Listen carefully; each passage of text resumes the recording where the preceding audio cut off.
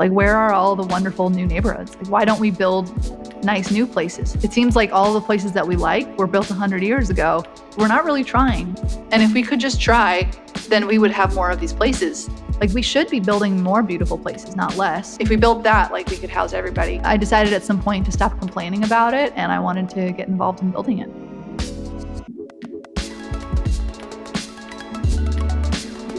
Building a new people-first town from scratch that would be worthy of a movie set. That's what I got to talk with my guest, Devon Zuegel, today about, and her ambitious plan to do just that. Devon is a really interesting person, and it's a fun conversation.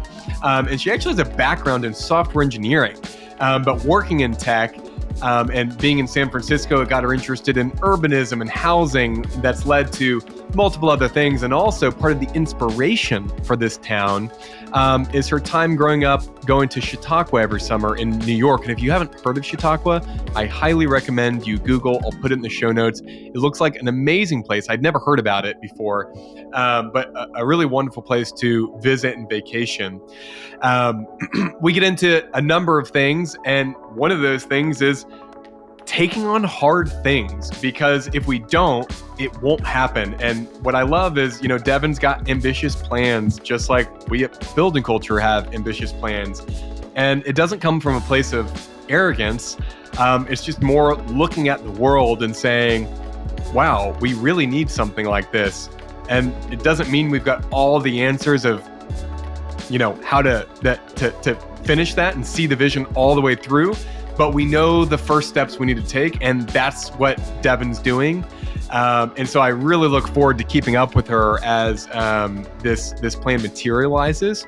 And lastly, I want to mention she's got a really cool summer program going on this summer, Esmeralda, which I will also put in the show notes, which is a month-long kind of like staycation where you could work and have all sorts of events around, very family-friendly.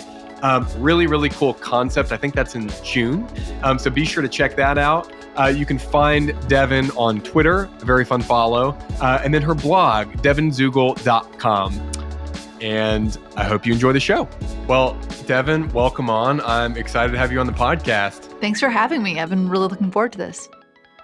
We got to catch up last week a little bit, but could you tell everyone else just a little bit about your background and some include the cool and interesting stuff, like the being head of Stanford Review and your background in tech and, founding a company and selling a company. I mean, you've done a lot of really cool stuff. So I'd love for people to hear a little bit about that. Well, thanks. So my background, I studied computer science and economics in college. So when I left school from Stanford, I was a software engineer for a while, and at a number of technology companies in San Francisco. But also while I was in school, which Austin alluded to, I was the editor of the Stanford Review, which is kind of the ragtag, rascal bunch of newspaper people in school. There's like the main newspaper, and then there's the ones who kind of create trouble. And that was us. And that was really fun. We would go and talk about topics that other people on campus maybe wouldn't want to talk about. So that was really interesting. Sort of more of a pursuit of truth and trying to really like dig into things in a scientific way, as opposed to just kind of going with what we saw as sort of the way that everybody else just sort of was like, yeah, let's just all believe that because it's more convenient. But that definitely, there's some stories there as well. And then, I was a software engineer after college. And throughout that whole time, I was living in San Francisco.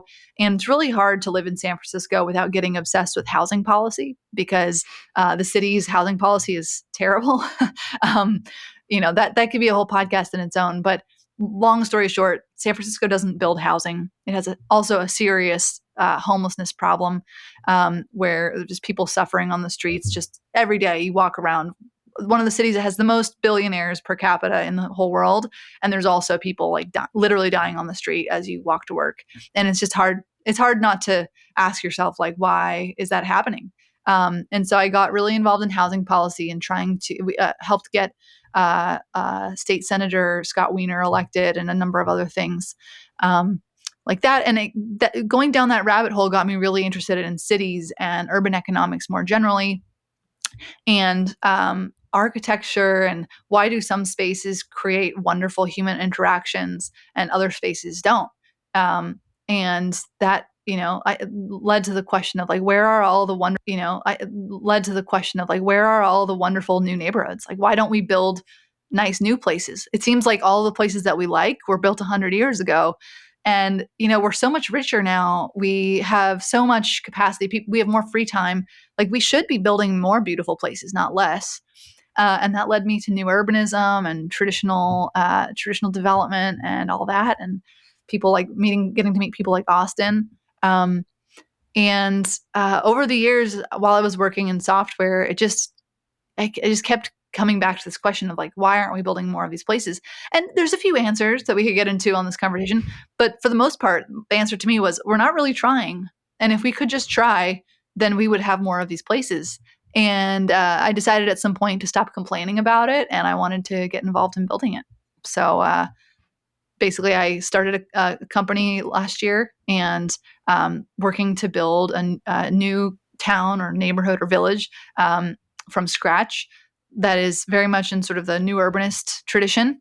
But it's also very influenced by my childhood growing up, going to a place called Chautauqua, which is a small town in Western New York where my grandmother goes every summer and my family would join her.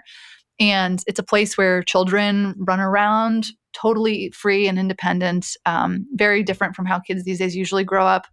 There's, everybody walks and bikes almost everywhere. You'll drive there, but then you park once you arrive. And then one of the things that's most unique about it is that it has 9 weeks of summer programming, where every day there's a lecture, performance, ballet. The Beach Boys came and played once. Jane Goodall came and talked about chimpanzees once. And this brings the community together and people learn together and they get to meet and build a shared context. Long story short, I was really affected by that. I've been every year of my life except for 1 year during COVID. And as I've gotten older, I've realized, why is this one random place that I go, once a year? Why isn't this what normal life is like? So, long way of saying, my company is to create a new Chautauqua, and in the early stages of making that happen. Gosh, it's awesome. Okay, there's a lot of things I already want to talk about there because starting even with the policy and stuff of like, why aren't we building more places like this? And you're like, it's just, we're not even trying. You're 100% right. Like, people literally aren't trying, which is crazy because people actually want, like, individuals and families want this other type of living and lifestyle, which we can talk about what that means a little bit. But I just read this article, I think it was this week or maybe last week, about how rents in Austin are actually going down. And it's because they've added so much housing. And I think I could get this wrong. I forget who wrote the article. You could Google it, but something about Austin permitted like 9 times more housing than San Francisco over the past like couple of years over COVID or something. And, lo and behold, rents are coming down. Now, I wouldn't say Austin as the example of what we should all be copying, because a lot of that housing, I would still critique it as, hey, lots of multifamily buildings. It's serving a purpose, but it's not like, let's build a great place for people. It's providing sleeping units for people, which is important. But okay, I would love to hear more about didn't you say it was like 7 generations of Chautauqua, like that you've been going, Yeah, something like and my that? grandma never I mean, lets that's me forget insane it. to me. It's hammered into my head. That is wild. That is so cool. Yeah, so a little background on Chautauqua. It's not just a town. It started 150, 175 years ago by a Methodist group that they just, they basically camped out for a week by Lake Chautauqua, long time ago, and they were mostly Sunday school teachers, and they were teaching each other, aspects of the Bible and practicing their religion, and just they had such a good time, and they enjoyed it so much that they kept coming back every summer. And it started as this tent camp, but after a few summers they were like, hey, maybe we should buy this land and pitch up, slightly more permanent tents or like little shacks, because we're coming here all the time. And over the course of a decade or two, it expanded, it became more permanent, people invested more in the community, and yeah, it's very organic. And I mean, there's still a few of nowadays it's all permanent homes. People, like my grandmother has air conditioning in her house, for example, which they did not have back then. but there's still a few places where people have the old tent platforms that are still there, kind of as like an old relic of the past to show like where this community came from. And these days, it's much more secular. It still has a religious component. Like my grandma still goes to church, but there's now it's also like very multicultural, and there's multi-faith things. Like there's also a synagogue, there's a mosque, there are all sorts of different um, destinations that people can go to practice their own religion, so it's no longer like just a Methodist thing. Right. um, but it's I think having started from those Methodist roots, it really brought forward this like strong community and like sort of sense of purpose that was more than just we're going to go vacation together. It was really we're going to go to this place to improve ourselves and to get closer to our community, and back then to get closer to God.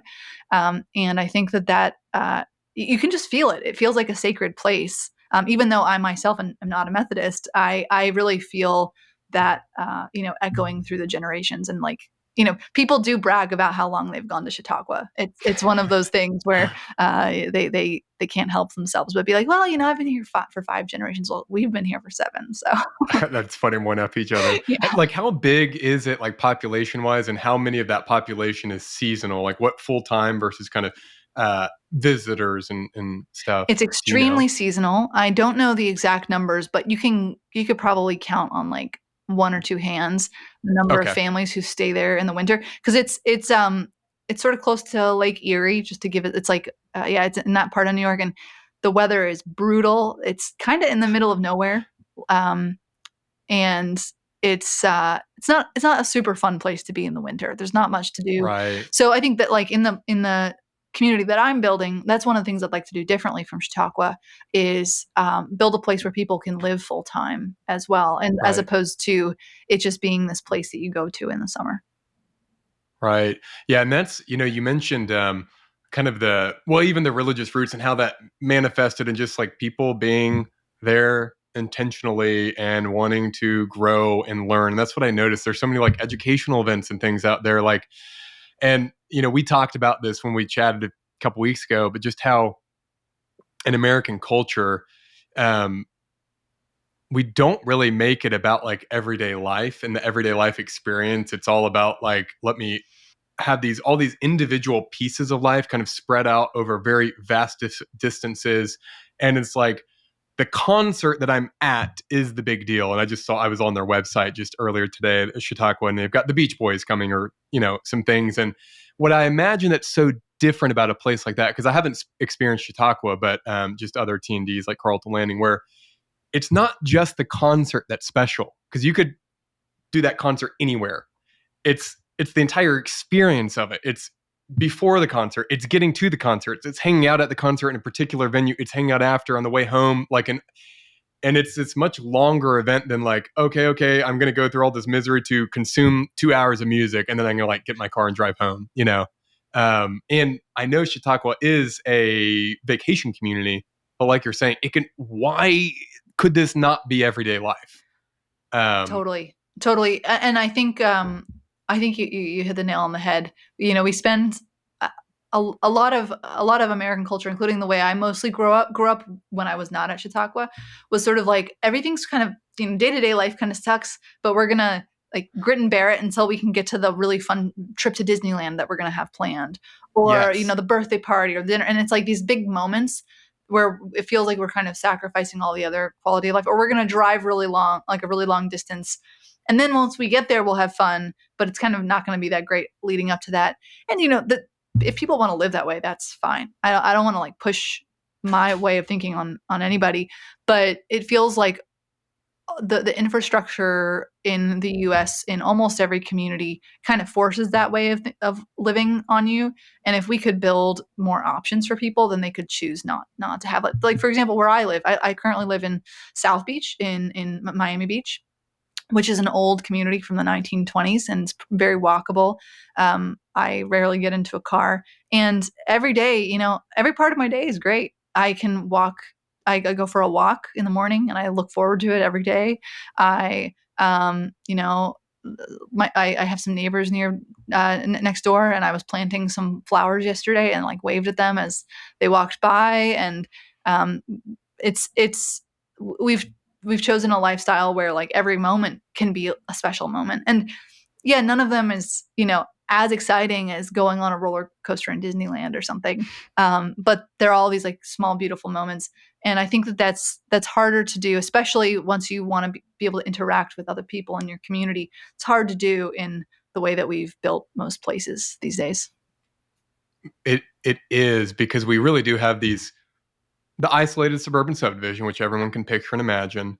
And then on the other extreme, because we're like, holy crap, we need to make up for housing, we're like multifamily and condo buildings. And it's not that multifamily, in my opinion, or condo buildings are inherently bad, although I think we could do them better a lot of the times. But more what happens is it's just like, okay, we're in a midtown, so let's plop multifamily after multifamily or big condo building, but it's not in the context of a neighborhood.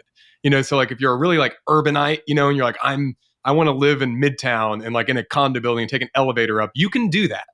But there isn't the option of this kind of, even the Chautauqua that you're talking about, where there's kids running around, free range kids, plus grandma and everyone in between, a place for everyone to share, and really, I don't know, just live life. And that's a very different. We actually even building streams. It's like super high density, super low density, none of that the human scale, neighborhood and neighborliness in between that leads to neighborliness. Totally. And having gotten into this through the housing policy angle and YIMBY and people who like, the Yes in My Backyard folks who want to build a lot, I'm extremely sympathetic to all that. I think it's like the right direction to go on.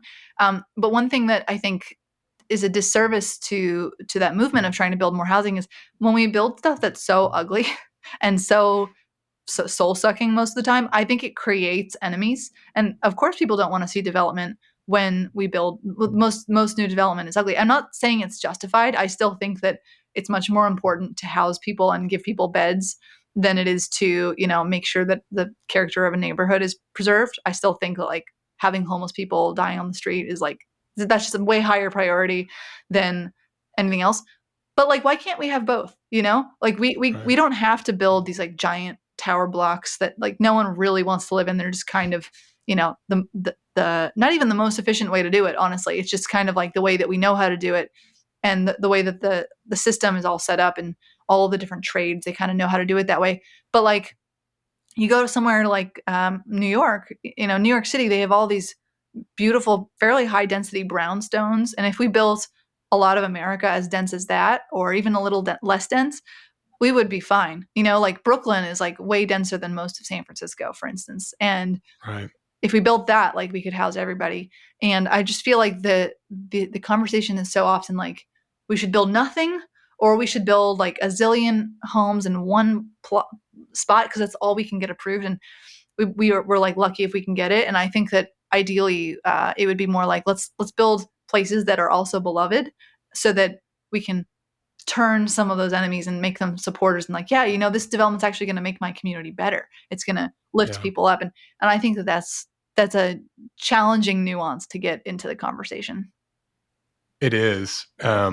What are some of those things that you've seen, as you were getting into looking at housing and policy, and some of that might be directly related to San Francisco, and so some could be national policy, some could be, just kind of incentives and not necessarily hard policy. But what are some of like the really big things that if you could wave a magic wand, you'd be like, we need to stop doing this, this, this, and this, and we would start doing this, this, and this?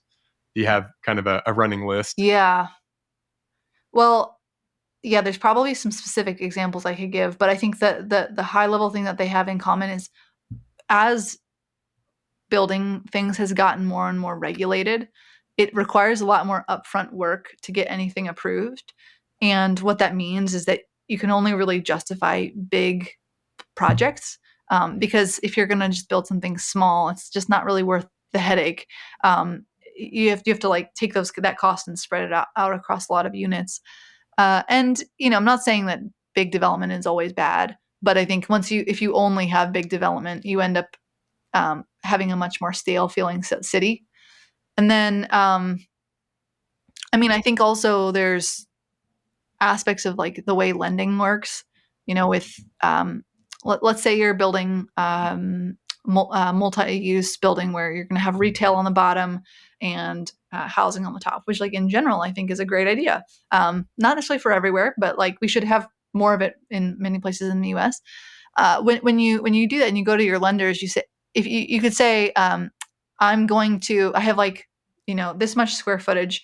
I'm going to split it up into 5 spaces and lease it to like Bank of America, Starbucks, things like that. Or I'm gonna break it up into like 20 very small spaces and lease it to the mom and pops in town. A bank is just much more comfortable with the first one. Um, Yeah. and actually, in some ways, I think it's not even totally rational of them because just the law, like if you know any basic statistics, if you can break up and have like more little data points that sum up, if you have like 20 tenants and one of them ends up not being able to pay their lease, not the end of the world. It's not great, but you still have 19 that are paying, versus if you have 5 and then suddenly one of them stops paying, like there goes 20% of your revenue. And then also these big chains that you could bring in, yeah, sure, they have a high credit rating, but they also have a lot of negotiating power over you, and it's less good as a business person.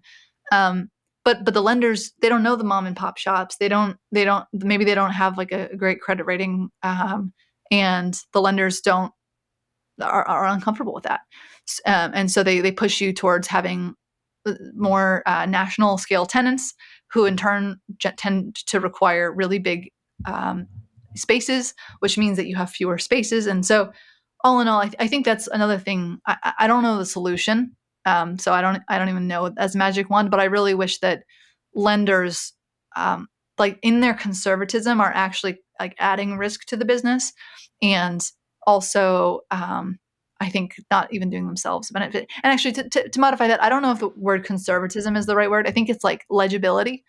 They want to Mm. recognize, they want to be able to understand what they're seeing quickly because they're looking at a lot of different loans.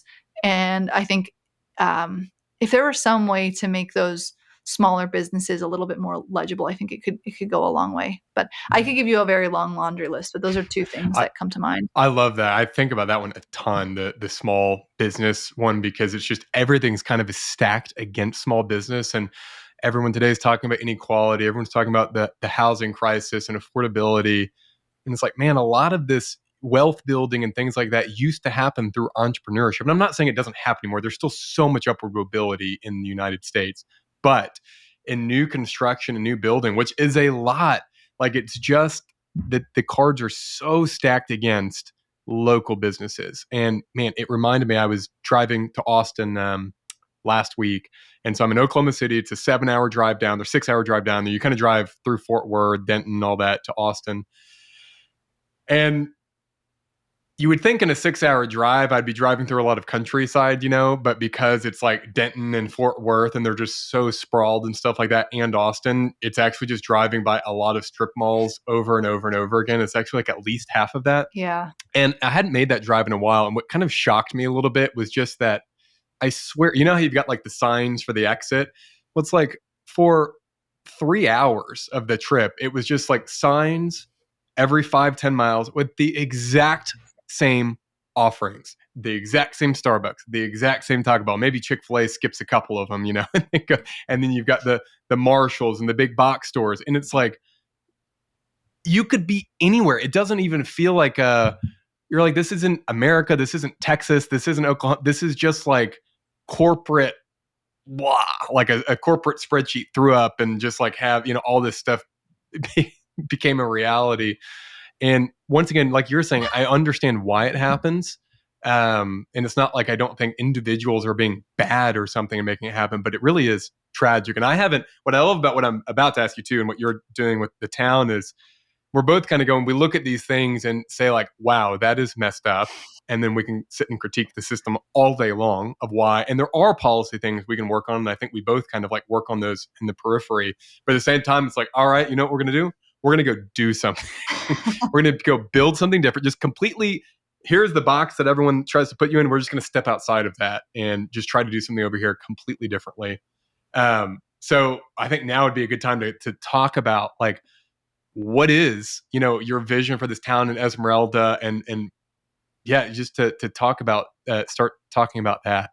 Yeah, I think the shortest way to describe it is basically a cross between a TND, like a place like a Seaside or Seabrook or Las Catalinas. The list goes on. Places like that crossed with Chautauqua, um, something where it brings in the lessons that we've learned the hard way over the last 100 years about what it looks like to build a good neighborhood, crossing over with something that's very community oriented and like Chautauqua, where there's programming that brings people together. So it's not just a place that you live; it's also a place where it's a group that you feel like you're a part of.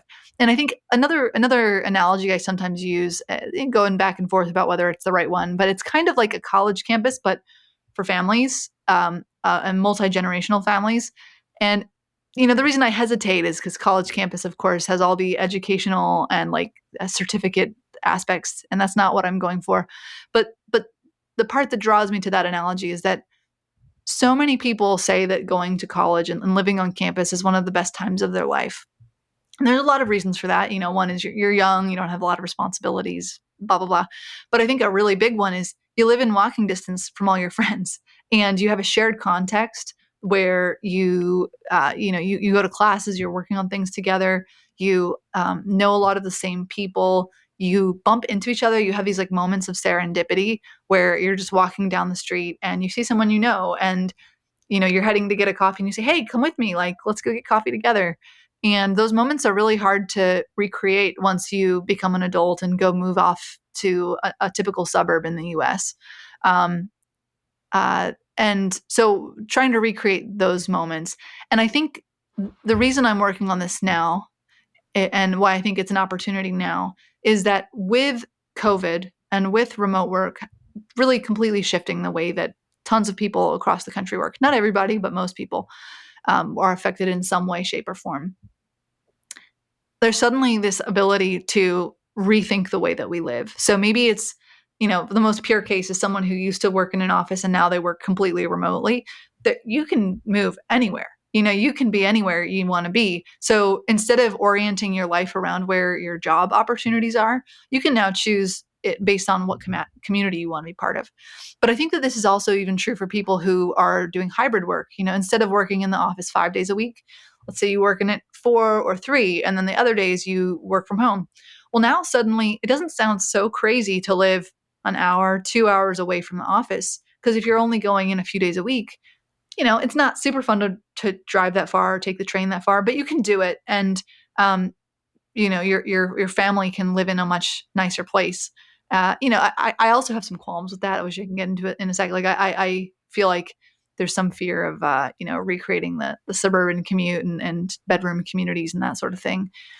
But that's a longer conversation. I long way of saying I think that like the aperture is opened for what's possible, and we have this opportunity to build communities that we couldn't have built even just 5-10 years ago, not as easily. And people have been unmoored from where they live. And like one, a data point here is the reason Chautauqua exists.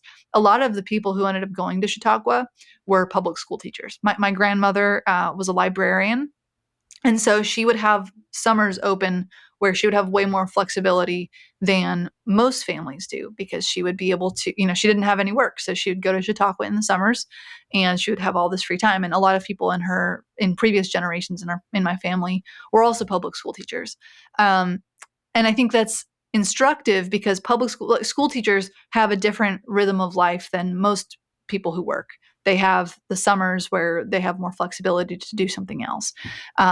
And I think now that more people can work remotely, more people have flexibility like that in the way that public school teachers, have for forever. So that's what I'm working on. And really, the reason I'm building it is because I want to live in a place like this. That's a great way to go, is build the things that you want to live in. That's kind of how we think at Building Culture. It's we build places that we would want to be and raise our kids in or visit our grandparents in or whatever. It's interesting. Yeah, I mean, you're right. Like you're talking about a remote community, and a town's hard to build. Like it takes time, but we in this country we take such a short view on housing. So from an investor standpoint, if it's not finished in 10 years, like and completely operational, And when you're building a town like this, I mean, it could be really be a multi-decade thing, the rest of your life type of thing. And ultimately, you mentioned this about Chautauqua, which I think is really cool because it's something I think about, but that it started off as like tents and very kind of disposable housing. And, as and everyone listening knows, at Building Culture, I talk a lot about durable housing and permanent housing.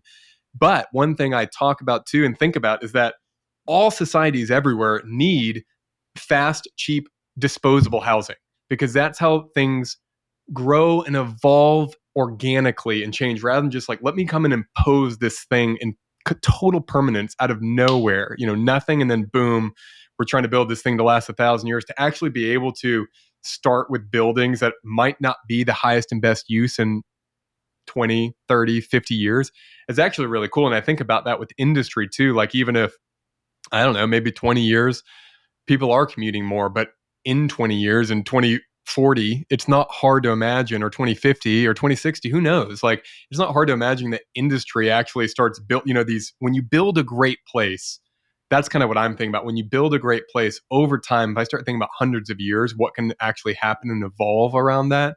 And then it could be its own economic hub and center, like easily in the long run. And I think anytime we talk about urban planning and building, we should really be thinking in, 100-year timelines minimum, because it is like once you put something there, even if all the buildings don't last, like the imprint of the urbanism is going to persist for a very, very long time. But I love that idea of like letting something evolve too.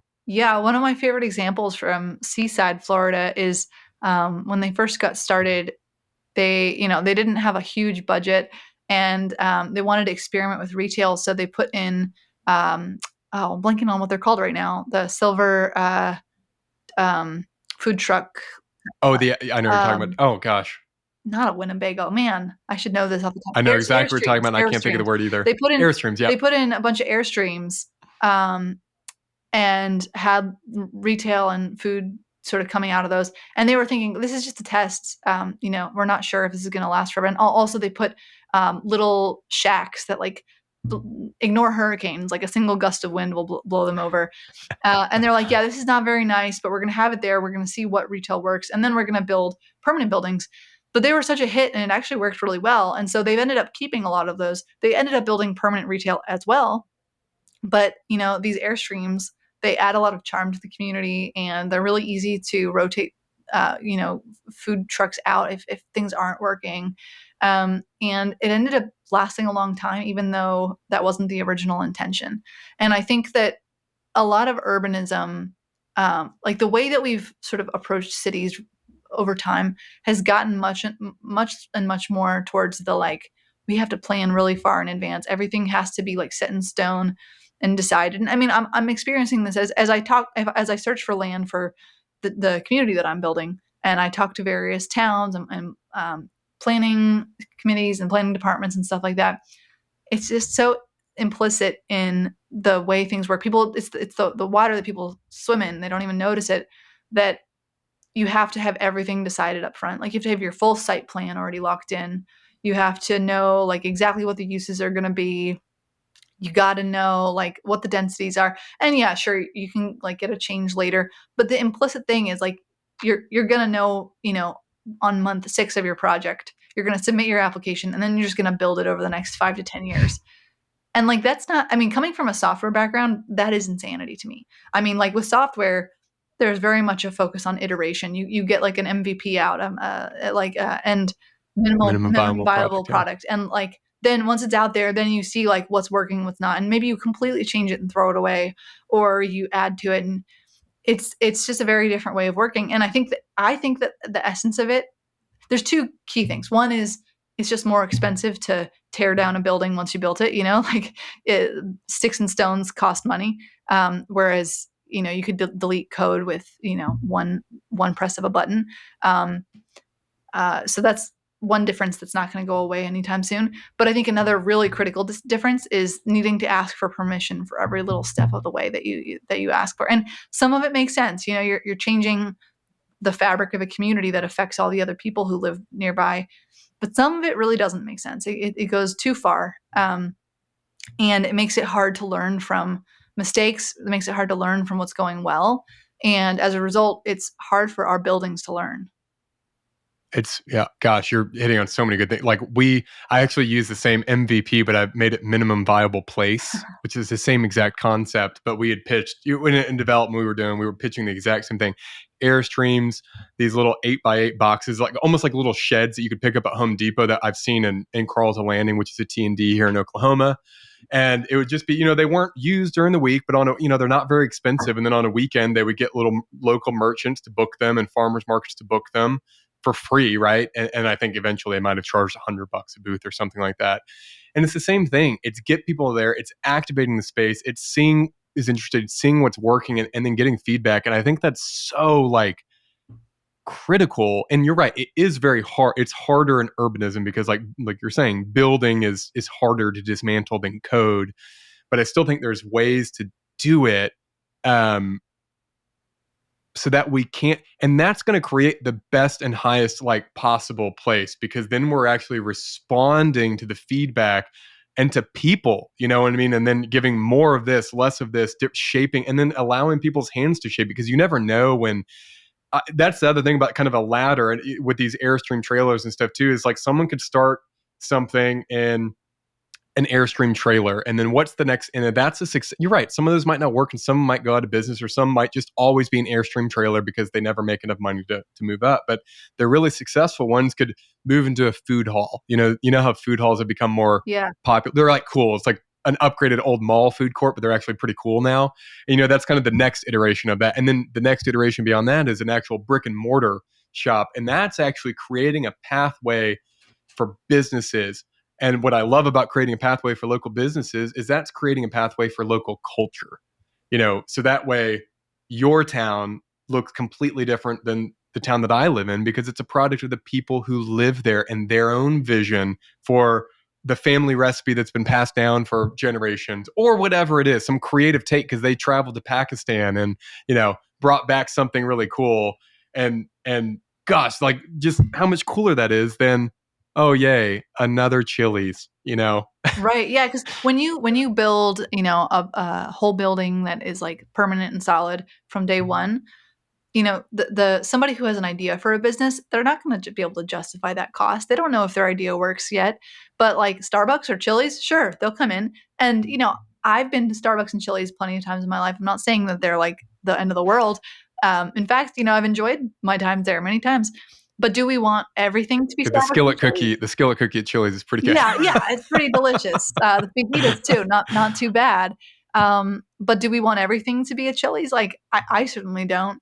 And I think by not giving people that pathway, it's not great. And I think like I understand, it comes back to what we were saying, where it takes so much time to plan something and get stuff approved, that you just kind of want to like get the final thing done. You just want to like get there. But if you have a little tent that's like selling something, maybe it shouldn't be so much work. Maybe it could just be like a small permit from the city or something like that. And I think that a lot of developers I'm seeing aren't really thinking in those terms. They're not thinking, how could I activate this space in the meantime? They're just waiting for those like big approvals to happen. Right. It's because it's hard. It takes effort and intention. Like it doesn't just happen. And it's a I different think skill that's set, part of I the think, reason why too. it's a different. Like, Yeah. I think a lot of people who are really good at, like there's this giant lot in downtown Miami that it's like in a great location, and it's just been empty as long as I've lived here, and just big patch of green grass that's like gated off too, so people can't even use it. And I'm pretty sure that the owner is just waiting until they can build a giant tower there. And that's fine. It's good to build more housing and stuff. But then in the meantime, I'm like, couldn't you put something on this grassy piece of land? And, maybe they've thought about it. Maybe they haven't. If they're listening to this podcast, I'd love to talk to them about ideas. But I feel like, it's even the thing is, it is a different skill set to be like, okay, how do we organize a bunch of food trucks to hang out here for the next few years until we have the approvals to build the tower? That's just a different type of job than like raising a few $100 million to build the building. And people who are drawn to the latter maybe aren't really thinking super hard about the former, and they're busy. They're busy people. Right. Right. No, and it's a lot of money involved too, and you're focused on that and investors and all sorts of other things. But you're right, it is actually a lot of times it is kind of a different skill set slash type of person. But that's an interest because you're right. So much of it's very relational based, and you really need to know the place and the people and things like that. Yeah, that's interesting. Yeah, on our Townsend project, we've broken it into three phases, and to your point about like having to have everything up front, we're like being forced to, and this isn't unusual, it's just the way it is, but like forced to have elevations for everything, even though we won't be building some of it till like 3 years from now. And not only would I not rather spend the time on it right now because we don't need to, I actually don't want to because I don't want to lock it in, because we could build the first phase and then respond to what we're seeing in the feel of it and the way the brick's working or what people or whatever. There's so many like benefits to letting something unfold, and we actually pulled our third phase kind of from our plat that we're getting approved, because we said like this is part of the future development and it's part of this development, but we're taking it off of approvals right now. We have it. It's like a 3-story commercial building and some live work units, but we're kind of scratching our heads going, is this the best possible use for this parcel? It could be, and we might do exactly what we kind of have already drawn up, and that's ready if it's the case. But we've also peeled it off because we might completely redo it with like micro apartments or micro condo units. Like I saw a super cool building from Opticos design of this compound courtyard micro condos where they're like 400 square feet and you can actually buy them. And it's a beautiful building. It's not some high rise. It's like 3 or 4 stories. I'm going, man, wouldn't that be cool in downtown Edmond to, have some 500 square foot apartments that people could buy, even a teacher could buy. Yes, it's small. But anyway, there's a lot of, I think about it kind of like a story where you hear authors talk about like they come up with a character, but as they're writing the book, like the character takes on a life of its own, starts to kind of like write this, and you're like, what would this character do, as you're writing it? And I think that's really cool. Yeah, and I think having to lock in things like that from the beginning, it really reduces people's ability to take risk because they think, well, I just have to do the thing that is most likely to not kill me in 3 years, versus like leaving room for that ability to experiment. I mean, like also, the market might change too. That's like another component, right? Maybe right now you're like, yeah, we got to build a bunch of housing. Edmonton needs whatever it is. This is what we need now. But in 3 years, like think about where we were 3 years ago. Things were totally different. Like we were in the middle of a pandemic, completely different situation. Who knows where we're going to be in 3 years? Like, who are we to think that we know exactly what the future is going to hold 3 years from now? It's great to have a plan, sure, like have an idea, but all good plans change. And I feel like so much of the way that we build, we've had so much emphasis on making sure that things are safe and not affecting other people and really just like reducing the possible for it to have negatives, that it makes it impossible to actually be creative and respond to the local conditions, which ironically ends up making those problems in the first place. Like the reason why I think a lot of our development feels so bad and people don't like it and it does negatively affect their day-to-day life is because it can't change to the local conditions, to that moment in time. And so I really feel like when we try to, it's like whenever I've seen this also working in big companies, when you add process to try to reduce the downside risks, it also actually like reduces the upside potential as well. And Right. now you can't build anything You good. cap the ceiling. You might create a floor, but you're also capping the ceiling. You're keeping everything mediocre. Yeah. Like it's never going to be great. Like, It might not be a terrible, concrete but example is like when one of the bigger companies that I've worked for, there was somebody accidentally sent an email to all the users in our software just by accident, and it wasn't even like that big, but it was a spam email basically. An error, and so the company put in place a process where you have to get like 3 reviews from different people before you can send a single email. Which sounds like a reasonable thing to do because it's like, we don't want to bother like millions of people with an email. Yeah. But then what it also means is like any time that it might be useful to add an email to your product so that like, you signed up, here's your, link to log in or something. You now have to get a review from people like every single step of the way. And so people it added a cost to adding an email to anything. And what that meant was people would not put emails into the product when it might be actually a relevant thing to do. Imagine like if every time you wanted to go grocery shopping, you needed to like ask somebody, like three people for approval. Well, you might like not go grocery shopping as often. You might buy more preserved food, so that you don't have to like ask as much approval, and it would just it would completely shift your behavior. And that's not to say that some level of oversight is not appropriate. Like there's definitely some things where we should have other people checking our work. We should make sure that people are not going crazy and like ruining the environment, things like that. I'm not a purist of like, oh, let's go all the way to anarchy, but I think we've gone too far in the like restriction of action, and it's constrained creativity of people to actually solve problems. It's it's real. I completely agree here. I think it's like a form of safetyism, where, and even when it's not human lives, right? Sometimes you're right. Like you really want strong regulation. I'm very pro certain regulations myself, like protecting the environment, all sorts of things. But when you're so scared of like something bad happening, quote unquote bad, or like something not going according to plan, or an email going out, which you're right. Do you want that email to go out to millions of people? No. But how often does that happen? And like you're saying, what the is the medicine worse than the disease?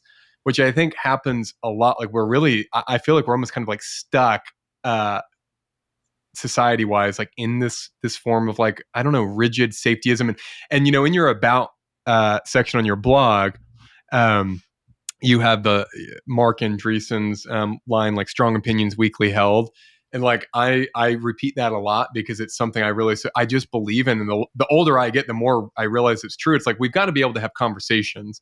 And so it's so much easier to just be like, here's what I think. And like just be honest about it, and you can be confident about it.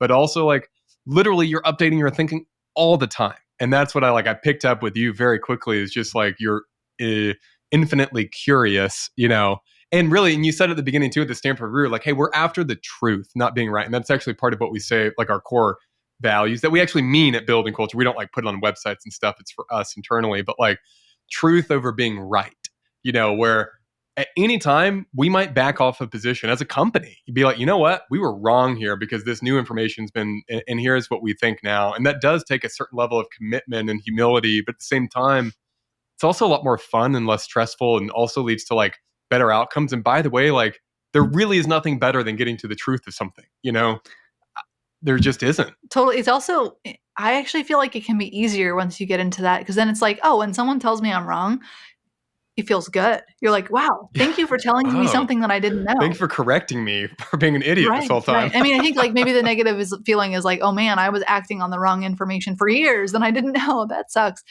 But yeah, no, it's I think once you reframe being told that you're wrong as like, huh, maybe I am wrong. And if I'm wrong, wouldn't it be better to be right? Like Yeah, then it's a software update. yeah, yeah. And I mean, obviously Bugs out. it's easier said than done. I'm not saying that I'm perfect at this. I definitely have an ego too, right? But I All of think it's us, yeah. something to strive for. It's helpful. And I feel like in building, it just doesn't give you space to do that. Like, as I'm thinking about the site plan for one of the properties that we're looking at, I'm kind of terrified that like in a few, once we get it all approved, in a few years, we're going to realize that we made a big mistake and we should change something. But it's so locked in that I can't change it. And we like have to just move forward. And I have to sit there knowing that it's wrong. And I feel like if you build a system where it's so costly to get something approved, you then cannot change things later. And we're going to find stuff that's like could be better. 100, like you're never, 100%. no matter how good of a designer you are, you're never going to design it the right way the first time. And even if you design it the right way, where someone's like, wow, this is exactly what I wanted, their needs might change, or someone else might buy it later who wants it to change. And we're just like putting things in amber. And Yeah. I fear that like, I fear that I think as societies get richer, they kind of, there's more about protecting what they already have as opposed to making things even better than they already are. Um, and like, yeah, sure, society's pretty rich, but we're not rich enough. Like everyone should have a great life. And that's not true even in the US, let alone like the world more broadly. Everybody should live in a home that they're proud of. And like, we're so far away from that. So for us to be already stagnant and saying, yeah, let's just leave it how it is, just feels like so premature. And I feel like maybe, I mean, my disposition may be that we'll never get there, and that's good. Like we should always be trying to make things better. I agree. That's kind of part of the meaning of life to me, of like, is just, if everything was perfect, I think people would be bored out of their minds, because like we need problems to grapple with and work on, and responsibility and things like that. But I love that you've got this vision of like, things can be better than they are. Things can be better than they are. And why are we stopping here? And I agree with you. And I think it's I think a lot of younger people feel this way, or at least like some that I talk to, where they're kind of looking, but you're right, like, and I don't mean it's all older people or something like that, but there's something kind of like societally stuck where it's like, we've got all this great stuff, we've got all this wealth, like don't let it go. We're so afraid to risk anything that like we really are stagnant in that way. Like this is such a silly one, but like it just baffles me that the last time we went to the moon, was so long ago. And like an iPhone is infinitely more powerful than what powered, the first rocket to the moon. And we haven't been back. Like we hadn't even been into space we forgot. Like we always think like innovation, just like everything is onward and upward. Everything is towards progress. Everything's getting better all the time. It's like, no, not even close. And in fact, like it really, it's not just automatic. The economy just doesn't do things or make things better. It's people, it's individuals. It's you being like, you know what, I'm going to go do this because I see a problem and I want to be part of the solution, which I think is a really awesome, like hopeful message for young people too. And I'm calling us both young. Yeah. Um, No, I think I agree. And I've been thinking a lot about where this comes from. And I think one of, like, Adam Smith has the whole specialization leads to more efficiency sort of thing. And I think that was correct in so many ways. But I worry a little bit that we've gotten specialized enough where people are actually very um, isolated from the things that actually make their life like good. Like I remember the first time I saw how a pineapple is grown, it blew my mind. I never thought about how pineapples grew. If you don't know, you should look it up. Like it looks weird. Or have I ever I've eaten a lot of meat in my life. I've never slaughtered an animal. Well, I'm not saying I want to, but like I have a lot of distance from the way that my food is produced. The same is true for the places I've lived. I remember the first time I decided to drive a nail in the wall so that I could hang a picture on the wall. I was terrified. I was like, what if I do it wrong? And that's not even structural, right? That's just like literally putting a painting on the wall. And I feel like people are getting, as we get more specialized and more trained in particular things, we get farther and farther away from how things work, how we're living. And so we ended up both taking them more for granted, but also being scared of changing them and feeling them like it's not something that we ourselves can do. It's something that we have to leave to the professionals.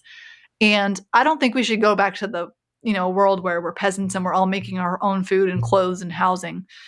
But I think pulling back a little bit and saying like, okay, I want to make sure I have a basic understanding of how these things work, because when these things become abstractions, you just kind of assume that they're going to be there. They'll just keep like showing up at your front door if you like order Amazon enough. And I like convenience as much as anybody. And I'm really glad that like there's a civil engineer who built the building I live in so that it doesn't fall on my head. Like that's really great. But I think having a little bit more appreciation for like, that's right. Like, um, you know, this is the basics of how a house goes together. Or I also see this in businesses. I mean, again, in some of the bigger companies I worked for, in the technology industry, they'll have like thousands. The biggest one I worked for had a few thousand employees. Some of them are even bigger, and I could tell that a lot of my coworkers didn't really understand how the business made money.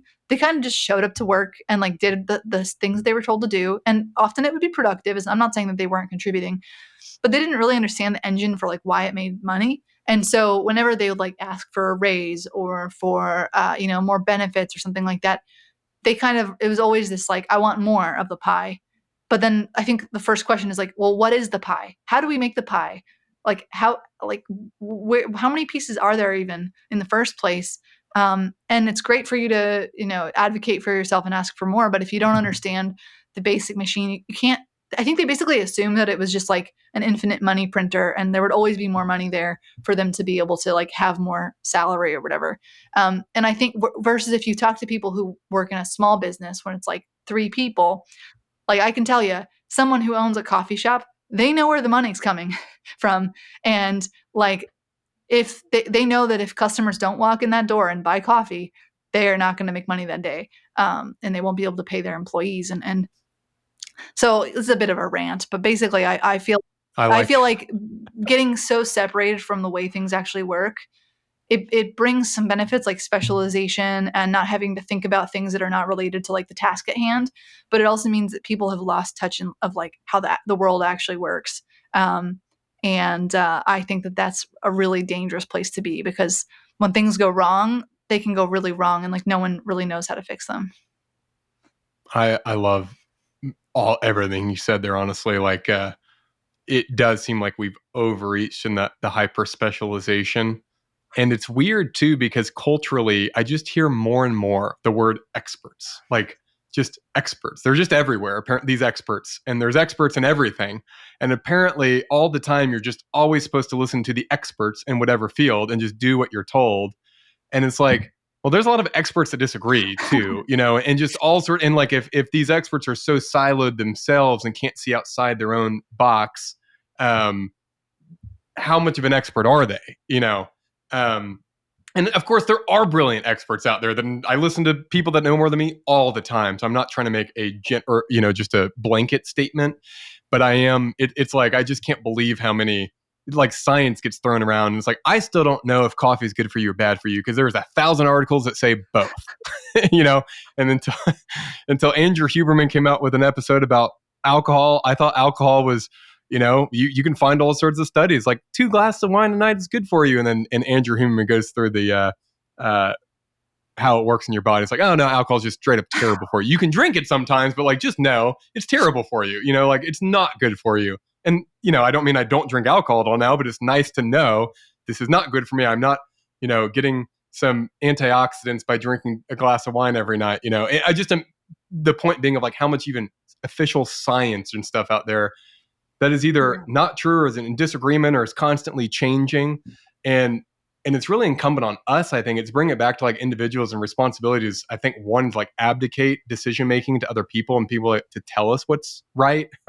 But really, I think people need to engage a bit more with what is true and what, out there.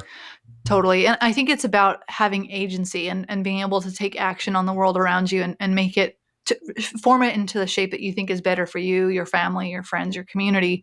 And as opposed to just taking it as a given that like, okay, yeah, this is like living in this giant, 5/1 building. I don't really like it, but I guess this is just how things are.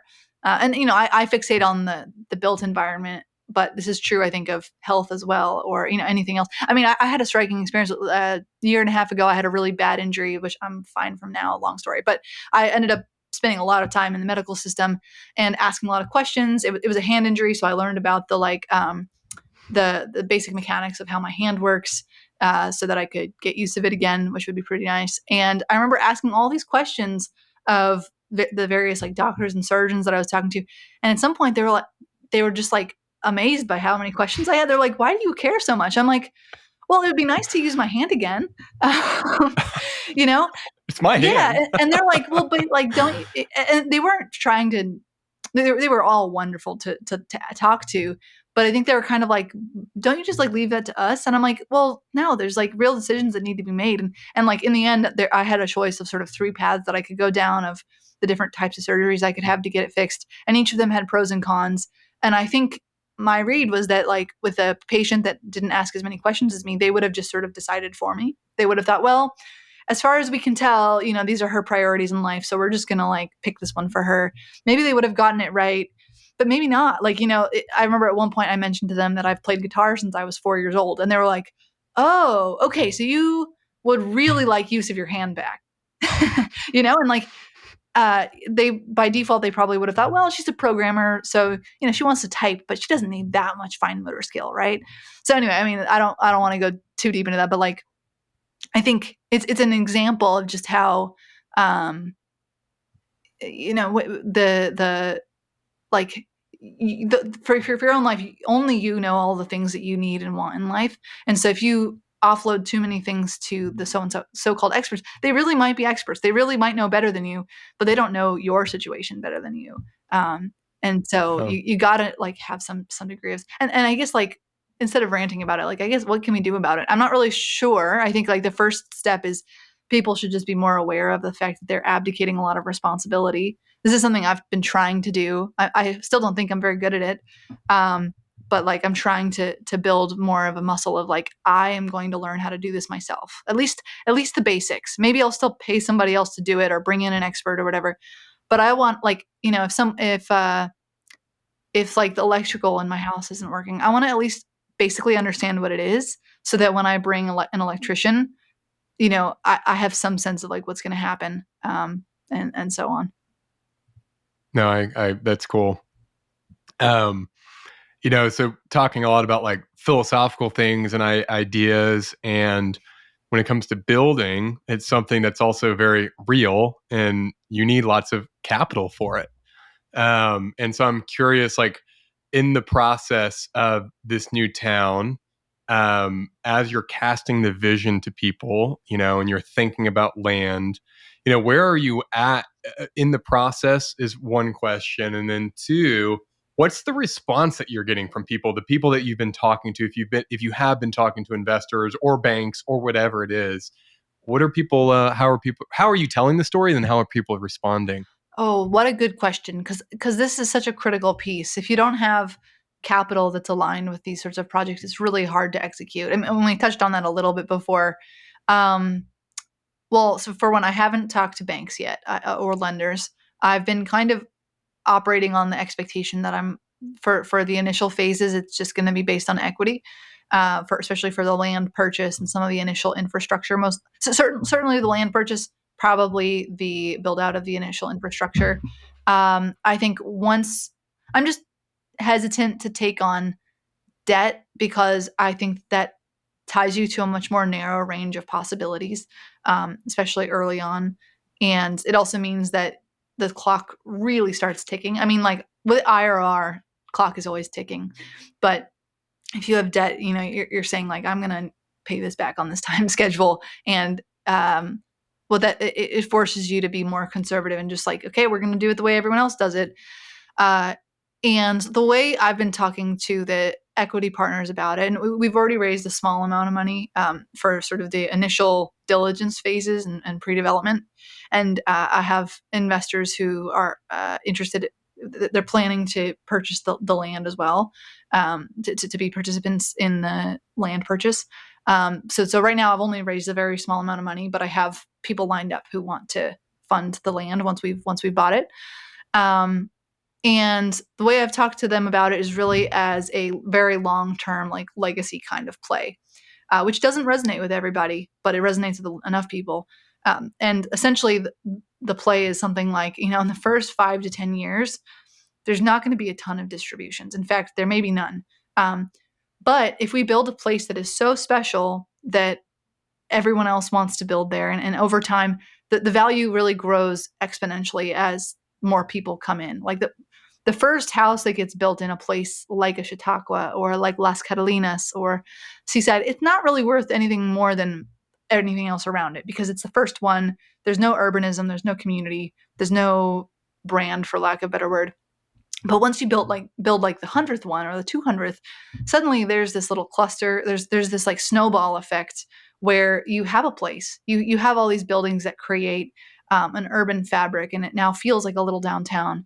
You now have people who are actually sitting out on their front porches, watching kids bike by and making sure none of them are killing themselves. And these things build up over time.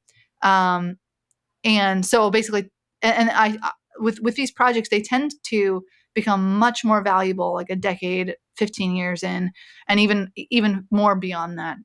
um, I was actually just in Las Catalinas, which is in Costa Rica, and I made a point of meeting with as many people who were involved in the creation of that place as possible, including Charles Brewer, who is the town founder, some of the investors, the COO who like runs the day-to-day development and operations, sales team, construction team, design. It's a long list. I met a lot of people, and from talking to them, the first 10 years didn't make much money. They also had really bad timing with the financial. They started right before the great financial crisis, but they didn't make much money. But now that the community, and I urge anybody who's listening to this to like look up pictures of Las Catalinas. It's the most beautiful place I've been that was built in the last 20 years.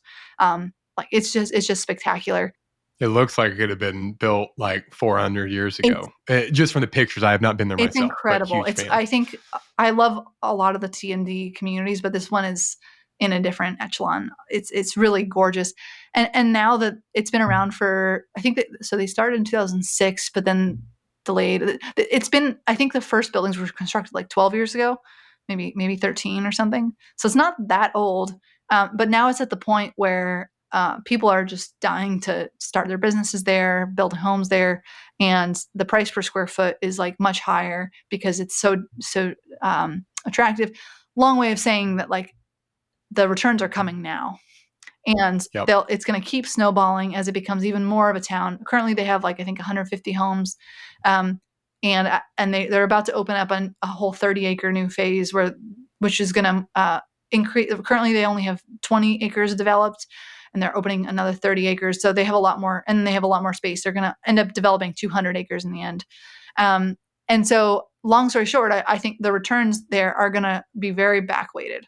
And so when I talk to investors, I try to make it very clear, like that's what's going to happen if Esmeralda, which is the name of my project, as that progresses, it's going to look like that. And so they need to be ready to be in it for the long haul. And in a decade or two, they're going to start getting some really serious distributions.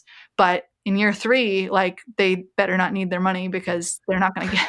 And they're going to have a harder time getting it.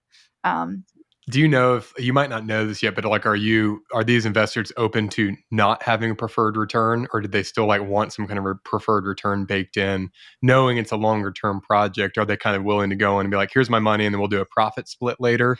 Or are they kind of demanding a pref? We ended up having like a waterfall with a pref, but they were pretty. I think like it was a fairly favorable terms where they are. I think for most of their perspective, they don't see enough people trying to build this way, and they really wanted to make a project like this happen. And so I think to them, having somebody who was willing to found it and be that was also a scarce resource, not just the money, from their perspective. So they were willing to give pretty nice terms. Right.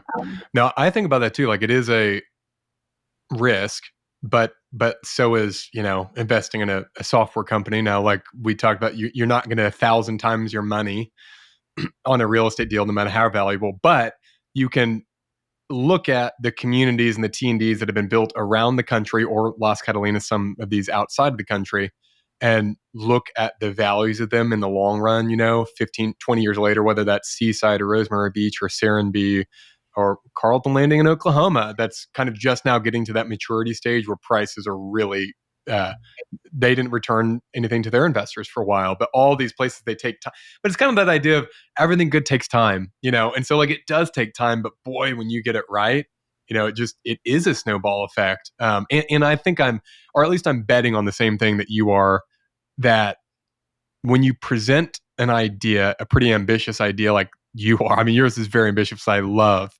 to people, it's inspiring and it's cool. And it's like someone willing to go out and try and devote their life to this. And, a lot of investors, a few $100,000 isn't a lot of money either, where of course they want to make money, but also it's like feels really good to do something good with your money, and to actually be able to drive by it, be very proud of something that was built later, and to you're really helping contribute to the world. And we talked about this before, but just that idea of what you said at the beginning here, aligned capital is so important. And just kind of culturally, we really don't value capital. Like it's all like evil capitalists with money, bad, they're wealthy.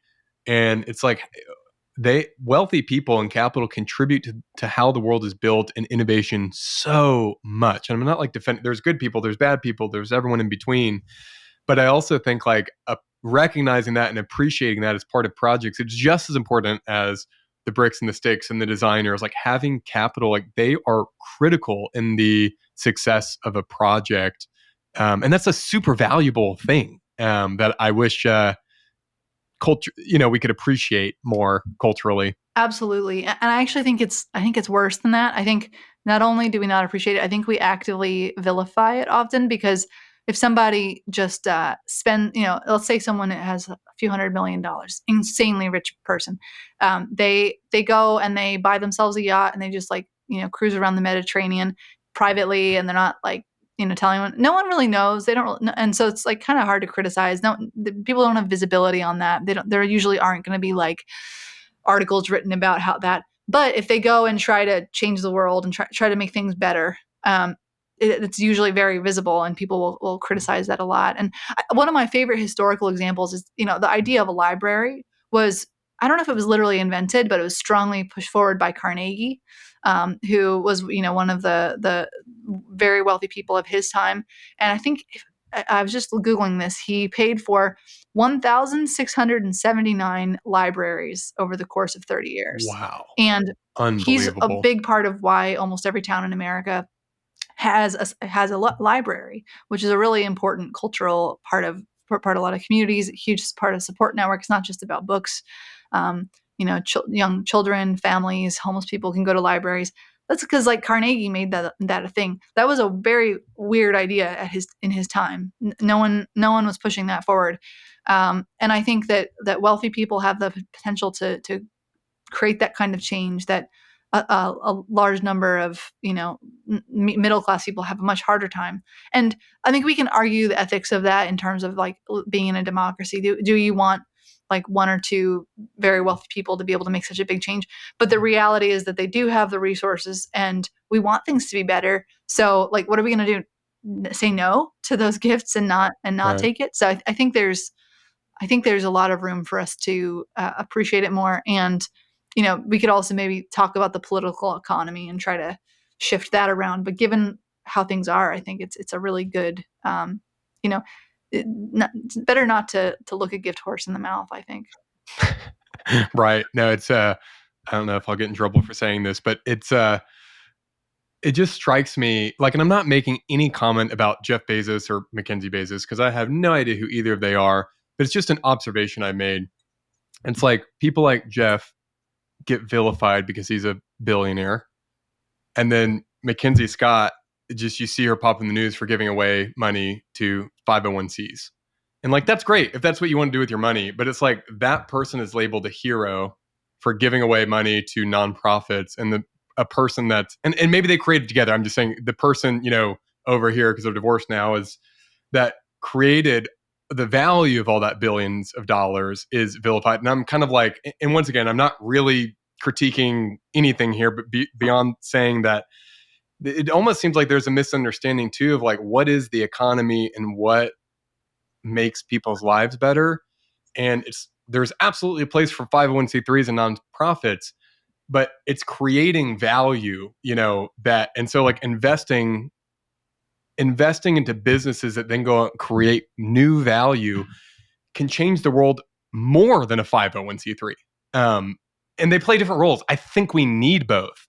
But I've always found that kind of odd that like anyone that gives away money for free is like celebrated, but anyone that, is investing in businesses that then go and produce value and money, not so much, which is just odd. I thought about this a lot, and I think that a big part of the challenge is I think a lot of people just default have a zero sum mindset. They assume that if somebody has money, it's because they took it from somebody else and they made someone else poorer.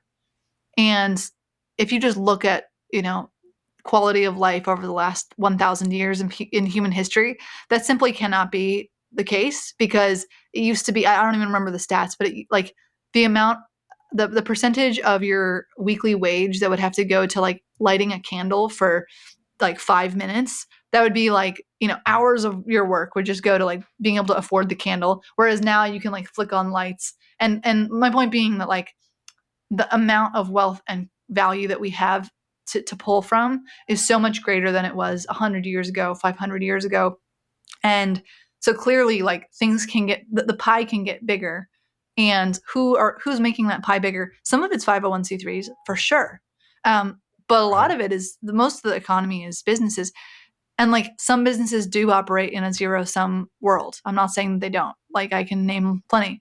um, but Right. Right. most of them are creating value and making all of society richer. It's making the pie bigger so that each of us can get a bigger slice. And personally, I have no issue with if you're making the pie bigger, you should get a slightly bigger slice. Maybe you shouldn't cut into other people's slice, but if the pie Right. was 10 slices and now it's 100 slices, I am very happy with you getting 40 of the slices.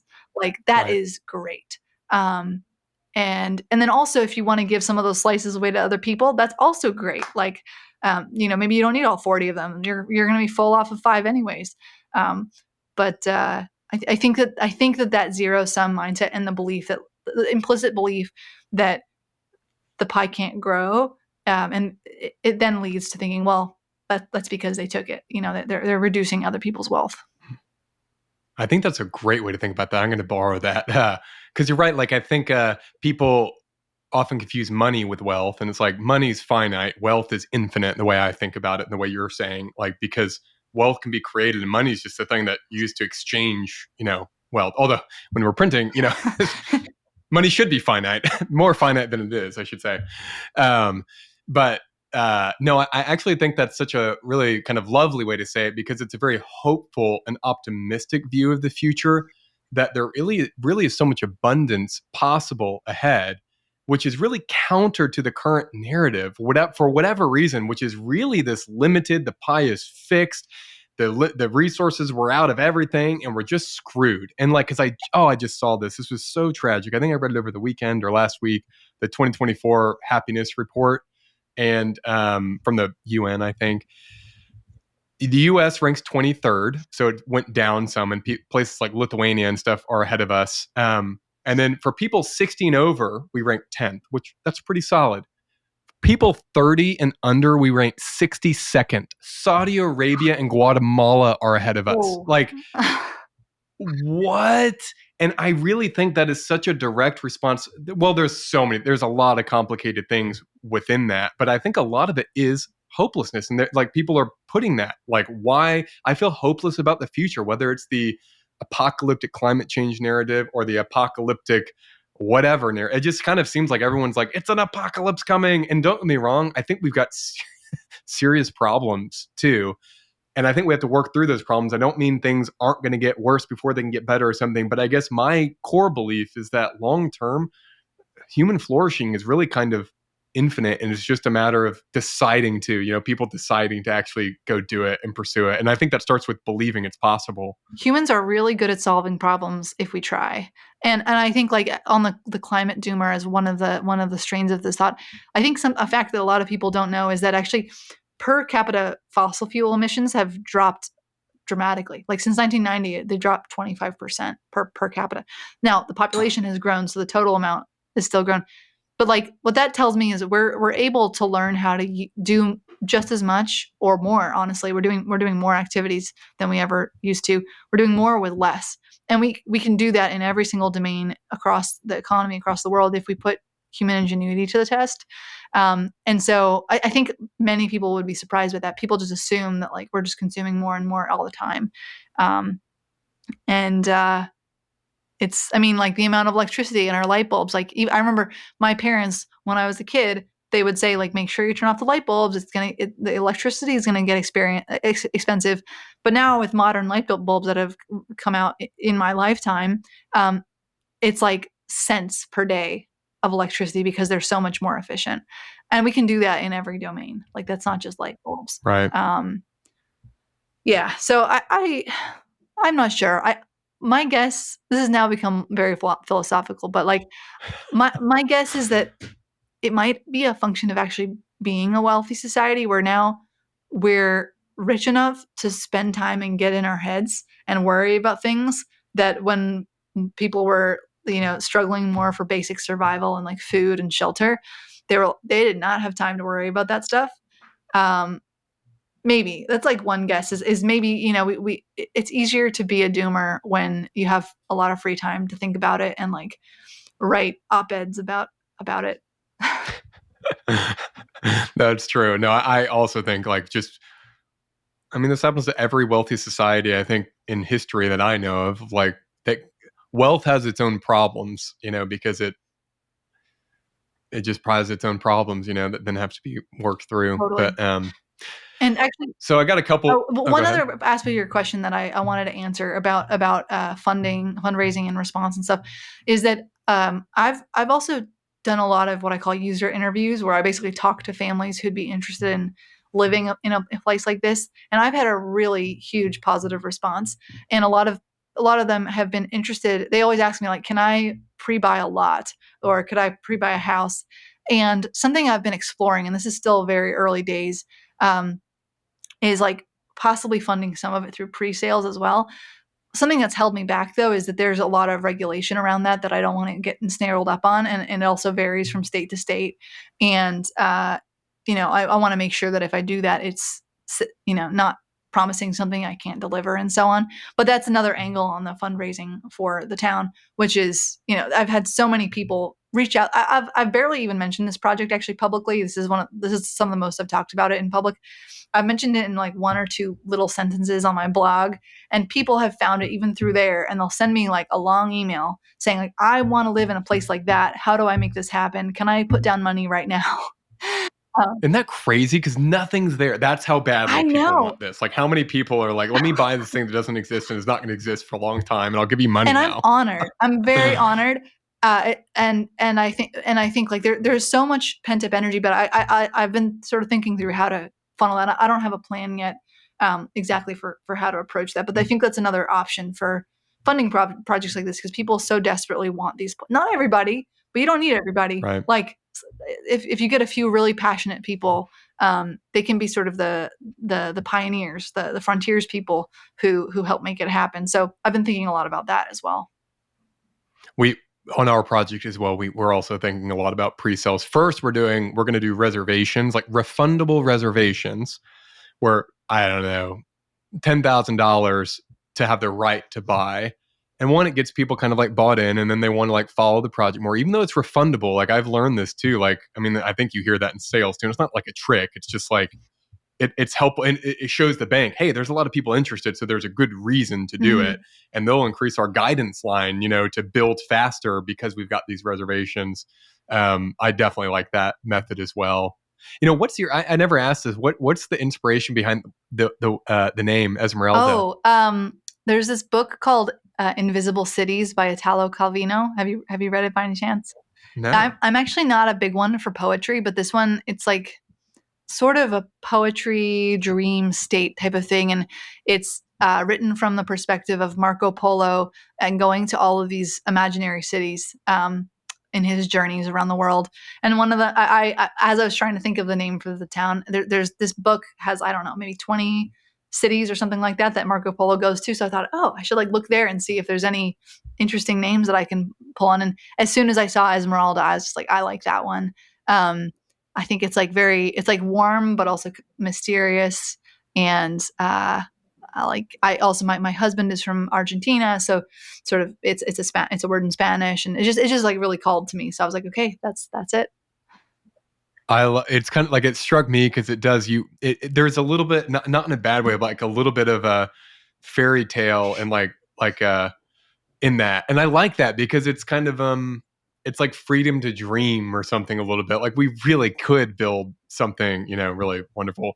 And on the could you talk a little about the concept of Edge Esmeralda that you kind of released recently? Because I thought that was so cool. I think you sent me the website. Was it a website? Because I remember going through it and I was like, this is awesome. Yeah, yeah. Actually, Can you talk I about meant to that? mention it when we were talking about prototyping and more like temporary structures and things like that. Okay, so in so one, again, coming from the software world, I'm very used to being able to build something like in a weekend, throw it out, see if like people respond, and then invest more over time. And something frankly that's like kind of freaked me out about real estate development is that you have to raise so much money up front, and have this whole dream and this plan, and then it'll sometimes take years before it's built, and then you can see if it was a good idea. And that's to me, just a crazy way of going about things. That's just not how I've ever built anything. um, And so, and then also in parallel to that, Esmeralda is not just a real estate project, it's also a community project. It's about bringing people together, creating a culture. And so I figured, while we are buying the land, getting the approvals, getting the infrastructure, and so on, in parallel, I can run various events that bring people together, like a Chautauqua. And actually, Chautauqua itself, I was describing the town of Chautauqua and how that history came to be. But there were also what were called traveling Chautauquas, where it's kind of like a circus, but instead of a circus, it was like lecturers and people teaching and preaching. And so basically, it's like sort of a traveling Esmeralda. In June, I'm hosting what I call a pop up village. It's in a town called Healdsburg, California, about an hour north of San Francisco. And we expect that about 1,000 people will come over the course of the month of June. Some will stay for the whole month. Some will come for just a day or two. Something in between. And on the weekends, we're going to have festivals and lecture series, and people who come can give workshops on the things that they're working and building on. Like, Austin, if you wanted to come and talk about structural masonry, people would love to learn about that, for example. And then during the week, for the people who are there for longer periods of time, there will be sort of community events like nightly dinners, where people will work during the day. This is not like a month-long vacation. But people will work during the day, and then even in the evenings, it can be like a community dinner at one of the local restaurants, and we'll have like childcare. And one of our goals also is to make it really family friendly, because I think so much, at least the way I've worked in the past, there's been sort of a separation between family life and creative life, and I don't think that has to be the case. And so this pop-up village is really trying to merge those two, so you can have a creative life and a family life at the same time. So yeah, basically spending a month in a small town in Northern California in wine country. And it's in also the region where the main region where I'm looking for land right now. And so another one of my personal goals is to build relationships with people in the region, because I think a lot of people react negatively to real estate developers, because they'll just kind of show up and say like, okay, I'm going to start building this, and not understand all the local context. And I think we should have a place for those people. And I actually don't think that that's like so bad. But I think if you can, it's even better to really understand the local context and understand the problems and make the people feel like they're part of the solution. And this is something that kind of came up. So long way of saying I'm building relationships with the mayors in all the different towns. We're inviting them to come participate in this pop-up. And also the chambers of commerce, local businesses, local nonprofits, the schools, and they're going to also participate in creating this event. And ultimately, my hope is that we become really good friends, and that when it becomes time to actually build this town, that they can be allies and say, hey, we saw the month-long version of this. We really want the permanent version too. This is going to be really good for our region. So that's the basic idea. It's such a cool idea. Like if I did not have a 2-month-old baby and just a very busy summer, I hope, is this something you could see doing annually? For sure. And actually, I've done smaller events in the really past. Like there's this annual event I've run for the last 6 years called Frontier Camp, and that's 100 people and 2.5 days, so much smaller scale. That brings people who are building interesting things and discovering interesting science together to camp for a weekend. And then I also organize, and that originally started with no plans of making a permanent town, but I've realized that actually it has a lot of the same threads as Chautauqua and so on. And then I also organize these family-friendly trips where, like in December, the last 3 Decembers, I've spent a month in Buenos Aires, which is the capital of Argentina, where my husband's from. And I invite friends to come live with us for the month in Buenos Aires. And we kind of take that over. We've done one of these trips to Chautauqua. That was just for 1 week. We did one to the one I did in Las Catalinas a few weeks ago was another one. There's one to Seabrook, Washington. So I host a lot of these events mostly for myself. Like I want to see my friends and spend time in wonderful places, and learn from an urbanism perspective, it's also kind of work. Like I'm learning a lot. but then also as a way to start building this community. So by the time I'm kind of building the software layer while we build the hardware layer, which takes a lot longer, and then we can plug that in. And not everybody who comes on these trips or goes to the pop-up village is going to be able to move to Esmeralda full time for whatever reason. It's probably actually a small percentage, but they might be visitors. They might be able to tell other people, oh yeah, I had this amazing experience. You would love it too. And just building a community around it so that, and I think that that's really rare. When I talk to real estate developers, most of them think about it in terms of sticks and bricks. And that's really important. We want the buildings to work.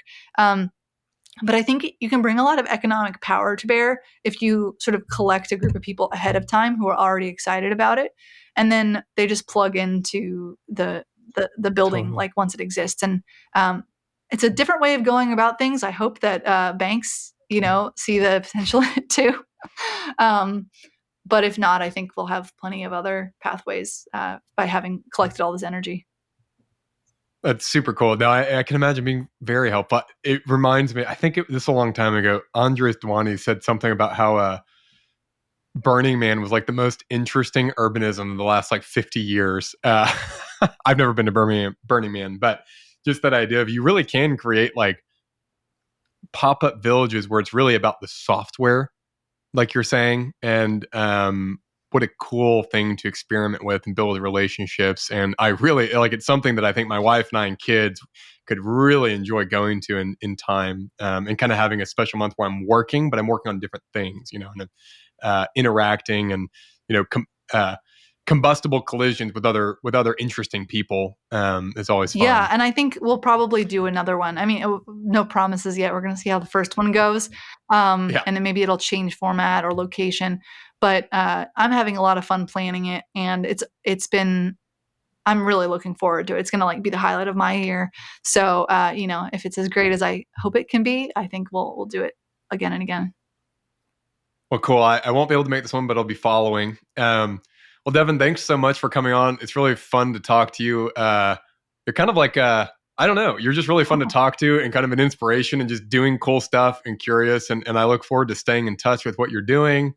And of course, wish you the very best of luck. And please let me know if I can do anything. Well, I really appreciate that. And it means a lot coming from you because for the last 9 months or so, I keep seeing a lot of your work pop up and people kept telling me that I should connect with you. And I was like, oh man, I got to like put together a list of things to talk about. This is going to be so fun. So when you reached out, I was like, this is perfect. I was really, Nice. really looking Okay, forward that's to these good conversations timing. too. And I'm really glad that we've connected over the last few weeks. Cool. Okay, well, I'll talk to you again See ya. soon. Well, that was a really cool conversation. I'm so energized by Devon's ability to dream big while still taking a step-by-step, humble approach. It reminds me of what Steve Jobs famously said. It's the ones crazy enough to think they can change the world who actually do. And I hope and believe Devon will do just that. I look forward to keeping up with her as her plans unfold. And if you are looking for a unique summer vacation, I highly recommend you check out her Edge Esmeralda pop-up village for the month of June in Healdsburg, California. You can find the link in the show notes or go to edgeesmeralda.com. That is EDGEESMERALDA.com. If you enjoyed this episode, please be sure to like, subscribe, and share with your friends. On Apple and Spotify, you can leave a 5-star review, which really helps us out. Thanks so much for listening, and catch you on the next episode.